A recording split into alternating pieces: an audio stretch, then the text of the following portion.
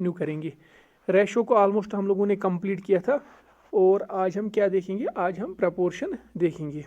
और रेशो में हमने कल क्या बोला था कि अगर फॉर एग्जांपल मैं क्विक एक रिवीजन आप लोगों को बोलूँगा कि मैंने एक एग्जांपल दी थी कि मुसैब का वेट है 50 kg लेट फॉर एग्जांपल, और उसके फादर का वेट है 100 kg। फिर मैंने बोला था अगर मैं आप लोगों को बोलूँगा कि मुसैब के फादर का कितना वेट ज़्यादा है एज़ कम्पेयर टू मुसैब, आप लोग बोलोगे 100 - 50 दैट इज़ 50, यानी कि मुसैब के फादर का वेट 50 kg ज़्यादा है एज़ कम्पेयर टू मुसैब। इसको हम डिफरेंस बोलते हैं। लेकिन हमारा टॉपिक क्या था, रेशो। रेशो को हम कैसे दिखाते हैं, वो है कि for example father's weight divide by Musaib's weight is 100/50, that is 50 1s are 50 2s are 2/1, उसी को हम डिनोट करते हैं 2:1। Father's ratio of father's weight to Musaib's weight is 2:1। अब यहाँ पे मैं क्या बोल सकता हूँ, जो यहाँ पे 2:1 आया, अगर मैं मुसैब्स वेट यहाँ से डिवाइड है तो यहाँ से ये मल्टीपल हो जाएगा, तो मैं बोल सकता हूँ father's weight is 2 times Musaib's weight. अब जो मैंने यहाँ पे ये बोला 2 टाइम्स, इसी को हम रेशो बोलते हैं। यानी कि रेशो में हम दो क्वांटिटीज़ को कंपेयर करते हैं। कैसे कंपेयर करते हैं, हम बोलते हैं कि one quantity is that much times greater होगा, क्या होगा फिर। लेकिन अगर हम एक क्वांटिटी को दूसरी क्वांटिटी के साथ कंपेयर कर सकते हैं by saying how many times, उसको हम रेशो कहते हैं। जैसे मैंने यहाँ पे आप लोगों को बताया। तो ये हम लोगों ने कल के लेक्चर में डिस्कस किया था, तो आज हमें ये यहाँ पे ये बात नहीं करनी है। लेकिन जब हम लोगों ने रेशो की बात की थी कल, जैसे हम लोगों ने अभी दिखाया 50/100, हम ऐसे रेशो को दिखाते हैं। तो वहाँ पे मैं एक बात कहना भूल गया था कि जो ये पहली टर्म होती है न्यूमरेटर में, जो टर्म होगी, इसको हम एंटीसीडेंट कहते हैं, और जो डिनोमिनेटर में हमारी रेशो टर्म जो डिनोमिनेटर में, उसको हम कॉन्सिक्वेंट कहते हैं। ये मैं भूल गया था वहाँ पे बोलना, तो ये पॉइंट आप लोग याद रखोगे, एंटीसीडेंट एंड कॉन्सिक्वेंट, ये आप लोग ये पॉइंट याद रखोगे। तो आज हमारा क्या टॉपिक है, आज हमारा जो टॉपिक है वो है प्रपोर्शन का टॉपिक। आज हमारा टॉपिक जो है वो किस पे है, वो प्रपोर्शन पे है। अब देखो प्रपोर्शन का क्या मतलब हुआ। अगर मेरे पास एक रेशो है, फॉर एग्जांपल 1:2, मेरे पास एक रेशो है, एंड मेरे पास और एक रेशो है मेरे पास, लेट 10:20। इस 1:2 को कैसे हम फ्रैक्शन में लिख सकते हैं, 1/2, और 10:20 को कैसे लिख सकते हैं, 10/20। ये आप लोगों को पता है। अब देखो ये एक अलग रेशो है और ये एक अलग रेशो है, लेकिन अगर आप देखोगे ये रेशो कितना है, 1:2। अगर हम यहाँ पे भी इसको डिवाइड करेंगे, 10 1s are 10, 10 2s are 20, तो ये भी क्या बनेगा, 1/2। यानी कि जब हम इसको सिंपलेस्ट फॉर्म में लाएंगे तो ये भी क्या बनेगा, 1/2। तो यहाँ पे क्या मतलब हुआ कि 1/2 किसके बराबर है, 10/20। जब दो रेशोज इक्वल होते हैं, इसी को हम प्रपोर्शन कहते हैं। When two ratios are equal, we say that these are in proportion। और इसके लिए हम कौन सी सिंबल इस्तेमाल करते हैं, या तो इक्वालिटी की जो मैंने यहाँ पे दिखाया, या हम इसको ऐसे लिखते हैं 1/2 डबल डॉट, वहाँ पे रेशो में सिंगल था, यहाँ पे डबल है, 1/2:10/20। या तो हम इसको ऐसे रिप्रेजेंट कर सकते हैं, या इसको हम ऐसे भी रिप्रेजेंट कर सकते हैं, 1:2 प्रपोर्शन में किसके है, 10:20। या ऐसे भी लिख सकते हैं, इज इक्वल टू 10:20। जब दो रेशोज इक्वल होंगे उसी को हम क्या कहते हैं, उसको हम कहते हैं ये प्रपोर्शन में है। और फॉर एग्जांपल अगर मैं यहाँ पे एक एग्जांपल दूंगा कि Raj purchased 3 pens for ₹15, and for example Onnu purchased 10 pens for ₹50। Raj ने 3 पेन खरीदे 15 रुपीज़। हमने क्या एग्जांपल ली, Raj purchase 3 pens for ₹15, Anu purchase 10 pens for ₹50। अगर मैं आप लोगों को बोलूँगा किसको यहाँ पे सस्ता मिला और किसको महंगा मिला, तो हम क्या करेंगे, हम कैसे देखेंगे, हम रेशोज़ में देखेंगे और रेशोज़ में ये प्रपोर्शन में देखेंगे। कैसे देखेंगे, हम पहले देखेंगे पेन्स का रेशो क्या है, वो है 3:10, और फिर हम देखेंगे रुपीज़ उसका रेशो क्या है। 3 पेन्स मिले 15 में अकॉर्डिंगली और 10 पेन्स मिले किस में, 50 में। अगर हम देखेंगे 5 3s are 15, 5 10s are, तो ये भी क्या हुआ 3/10, ये भी क्या हुआ 3/10। दैट मीन्स जो ये दो रेशोज़ है ये इक्वल है। दैट मीन्स दोनों को ये जो पेन्स है ये सेम रेट पे मिले हैं। तो ये आप लोगों को यहाँ तक समझ आया होगा। इसके बाद जब मैंने बोला कि अब दो रेशोज़ है, फॉर एग्जांपल A/B, ये किसके बराबर है, C/D। कैसे, फॉर एग्जांपल A है 1, B है 2, C है लेट 4 और D है 8। इसको हम लिख सकते हैं 1 4 1s are और 2s are, तो 1/2 1/2 ये सेम है। Let A/B is equal to C/D।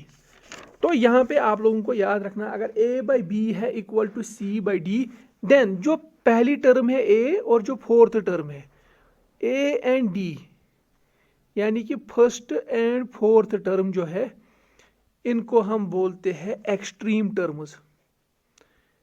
ये पॉइंट आप लोग याद रखोगे, इनको हम बोलते हैं एक्सट्रीम टर्म्स। और जो B सेकंड टर्म है एंड C, यानी कि सेकंड एंड थर्ड टर्म जो है B एंड C, इनको हम बोलते हैं मिडल टर्म्स।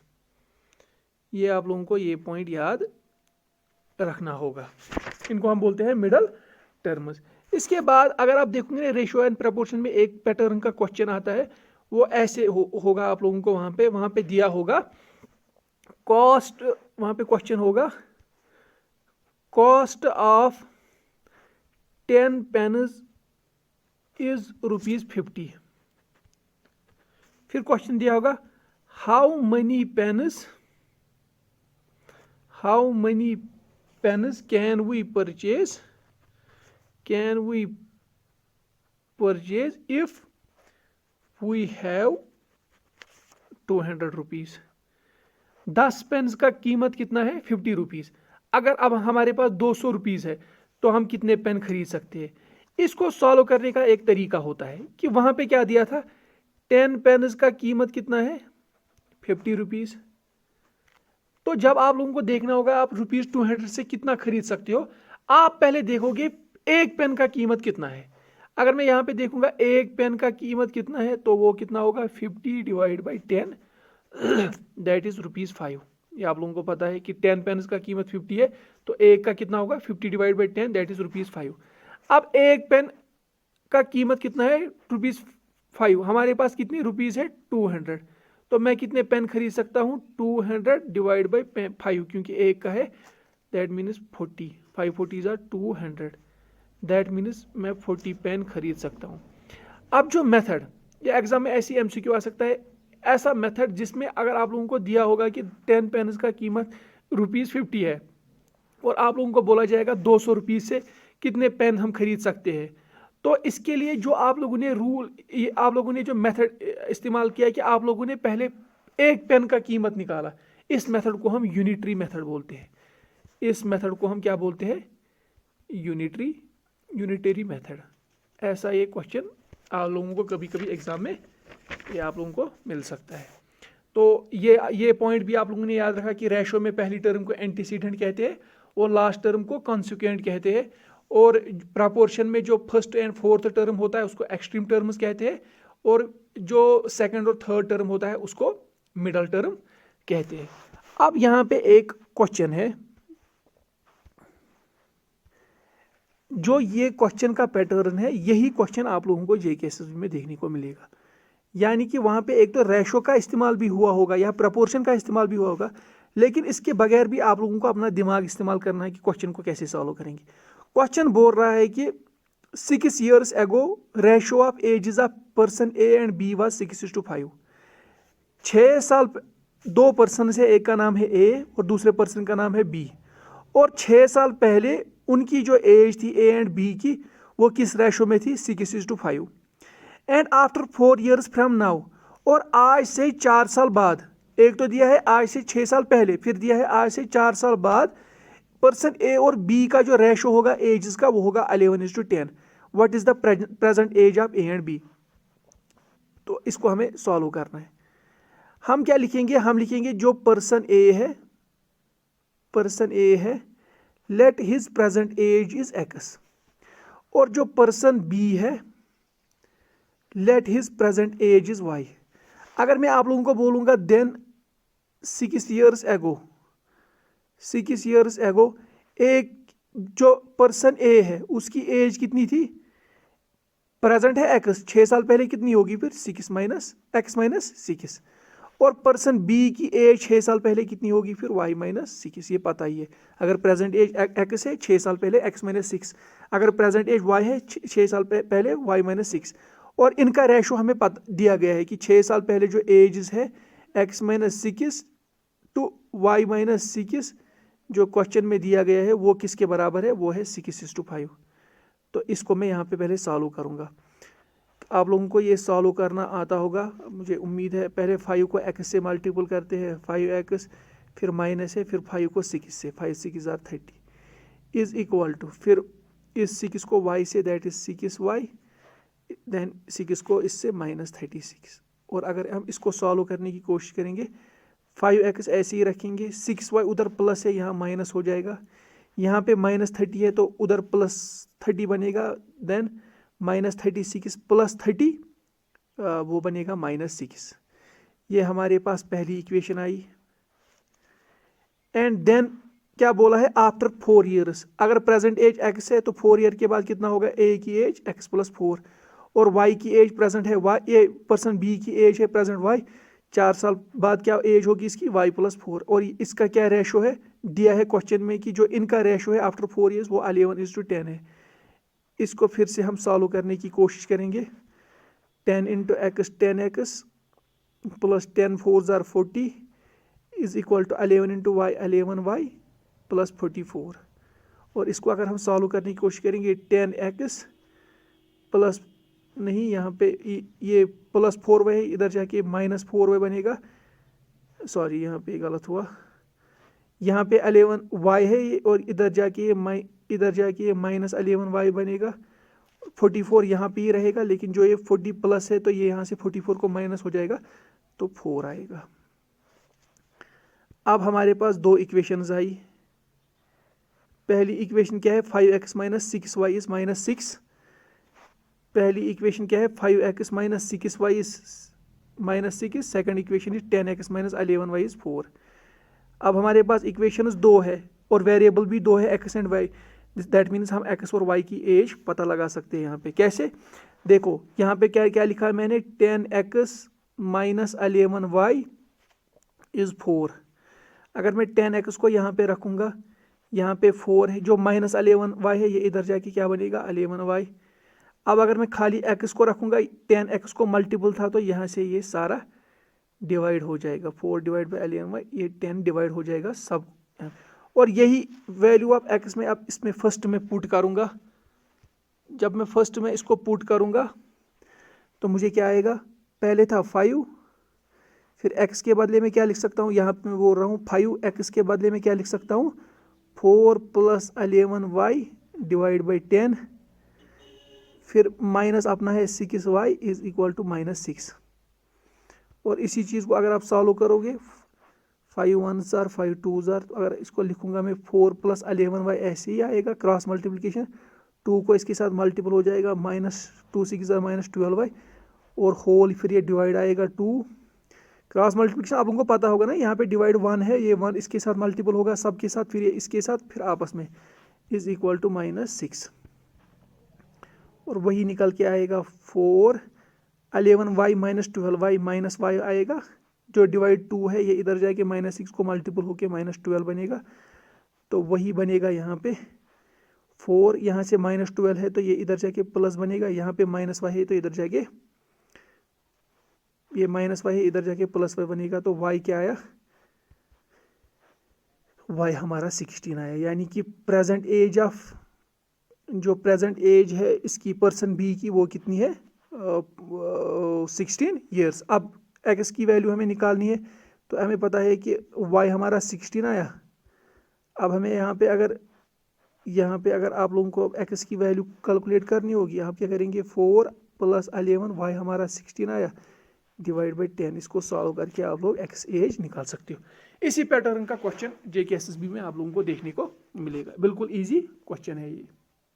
इसके बाद कल जो हम लोगों ने मैंने आप लोगों के साथ एक क्वेश्चन आप लोगों के साथ मैंने शेयर किया था। मैंने वहाँ पे बोला था अगर A:B है, फॉर एग्जांपल 1:2, फिर मैंने बोला B:C है 3:4, फिर मैंने बोला C:D है लेट 8:20। अगर ऐसा है कुछ,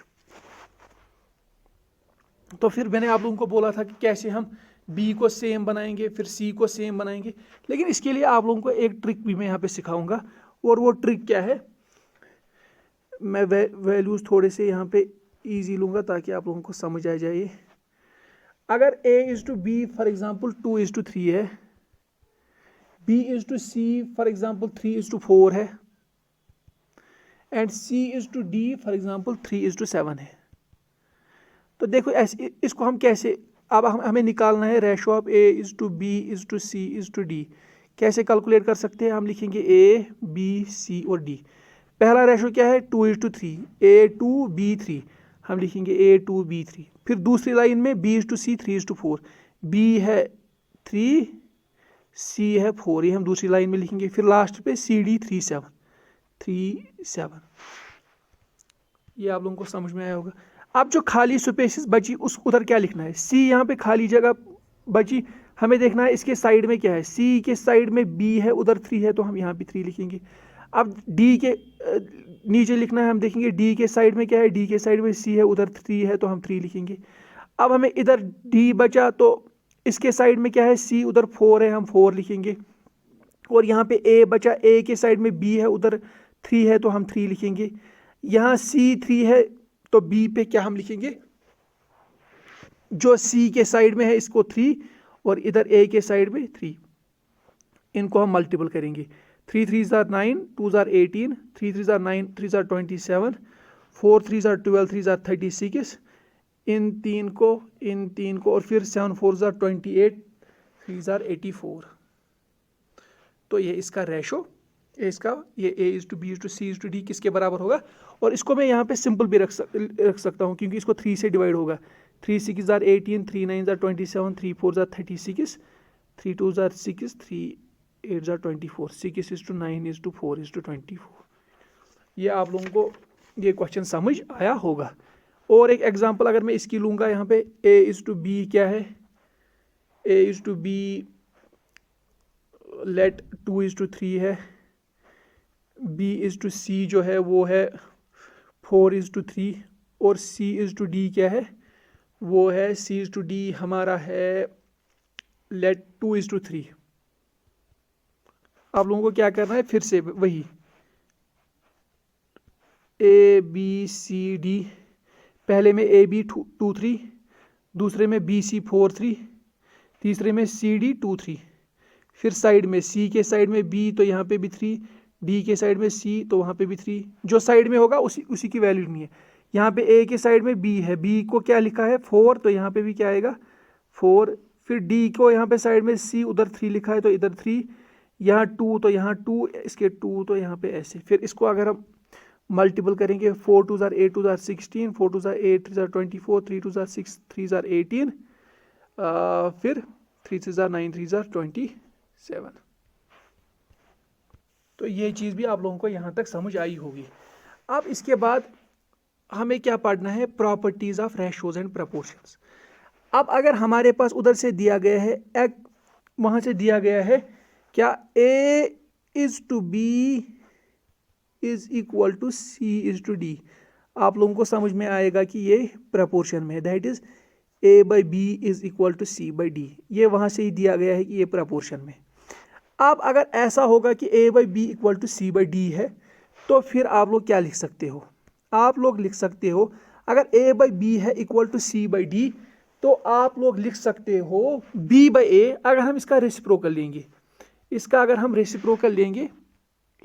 इसका रेसिप्रोकल लेंगे, हम लिख सकते हैं b by A is equal to C by D. और इसको हम बोलते हैं, इस प्रॉपर्टी को हम बोलते हैं इनवर्टेंडो। ये पहली प्रॉपर्टी। अब दूसरी हमें पता है a बाई बी किसके बराबर है, c बाई डी। अगर हम अब लिखेंगे a ऐसे ही रखेंगे, जो c है उसको इधर लाके डिवाइड करेंगे और जो ये b है इसको ऊपर जाके क्या करेंगे, ये मल्टीपल होगा। यहाँ पे ये c नीचे आ सकता है और ये b ऊपर जाएगा, यानी कि a बाई सी किसके, अगर a बाई बी है हमारा equal to c by D, फिर हम लिख सकते हैं a बाई सी is equal to b by D. और इस प्रॉपर्टी को हम बोलते हैं अल्टरनेंडो। इस प्रॉपर्टी को हम बोलते हैं अल्टरनेंडो। फिर ये दूसरा, फिर तीसरा, अगर हम लिखेंगे जो a प्लस बी होगा, जो डिनोमिनेटर b है हम इसको न्यूमिनेटर में ऐड करेंगे। यानी कि ऐसे मैं समझाऊंगा, हमारा अपना क्या था, a बाई बी किसके बराबर था, c by D. a by B is equal to C by D. अब अगर मैं इस a को यहाँ पे ऐड करूंगा, इस a को अगर मैं ऐड करूंगा b और इस c को मैं ऐड करूंगा यहाँ पे d, ये बराबर होंगे, तो इसको हम बोलते हैं कंपोनेंडो। इस प्रॉपर्टी को हम बोलते हैं कंपोनेंडो। देन अब अगर मैं माइनस करूंगा, यानी कि मैं बराबर रखूंगा वही a by B is equal to C by D. अब मैं यहाँ पे b माइनस करूंगा, यहाँ पे भी माइनस करूंगा d, यानी कि डिनोमिनेटर हर जगह माइनस करूंगा। इस प्रॉपर्टी को हम बोलते हैं डिविडेंडो। इसको हम बोलते हैं डिविडेंडो। और इसके बाद अगर मैं लिखूंगा, हमें पता ही है कि a बाई बी किसके बराबर है, c by D. a by B is equal to C by D. अगर मैं ऊपर भी प्लस b करूंगा और नीचे करूंगा माइनस b, यहाँ पे प्लस करूंगा d माइनस यहाँ पे d, इस प्रॉपर्टी को हम बोलते हैं componendo and dividendo. Componendo and dividendo. And then last, अगर मैं लिखूंगा, हमें पता ही है कि a और यहां से हमारा क्या होता है c। अब अगर मैं नीचे लिखूंगा a माइनस बी, फिर यहां से लिखूंगा c माइनस डी, ये बराबर होता है, और इस प्रॉपर्टी को हम बोलते हैं कन्वर्टेंडो।